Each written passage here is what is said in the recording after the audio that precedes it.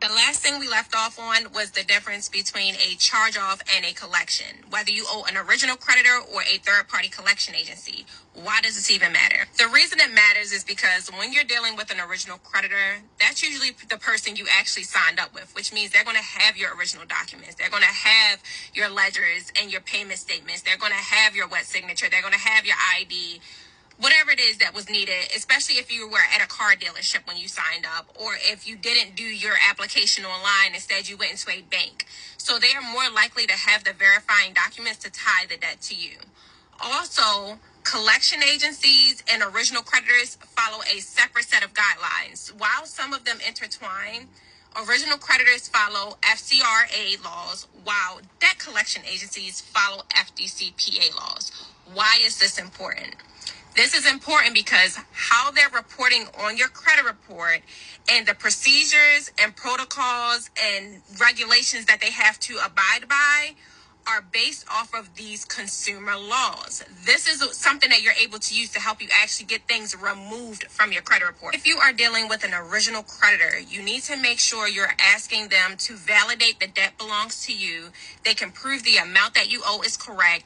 The proof of the assignment contracts. A lot of original creditors cannot afford to hold on to a bunch of debt. They are lenders. Keep that in mind, which means they're in the business of having people borrow money. So if they're holding on to all this debt because people are not able to pay it back, they would not be in a situation to lend. That means that they're going to securitize their money. They're going to take your debts, sell it off to a trust or do an agreement. Even if they don't sell it, they're going to have some type of contractual agreement with the trust. That means that the trust is now going to own that debt and they are going to accumulate interest off of that debt, and the original creditor will just maintain the account. This means for you that if you default on that loan, you no longer will owe the original creditor, but you're going to owe the trust. And the trust don't usually go after you. The original creditor does. However, under the FCRA, everything on your credit report has to be accurate, fair, and complete. So if they took a tax write-off, but they're only putting it as charged off on your credit report, then they're reporting it incorrectly. If they took a tax break and they're still saying you owe $17,000 on a repossessed car, but they wrote the entire debt off and you should have been issued a 1099-C, is reporting incorrectly the balance and the status. All of this matters under the FCRA because according to those guidelines on your credit report, it has to be accurate, fair, and complete, and that information is not.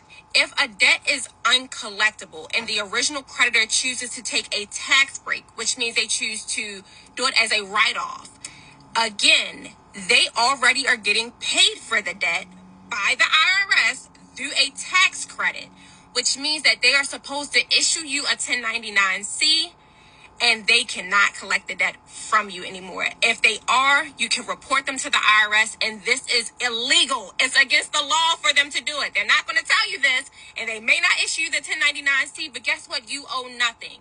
Next, in part 3, I'm going to teach you what you can do with collections.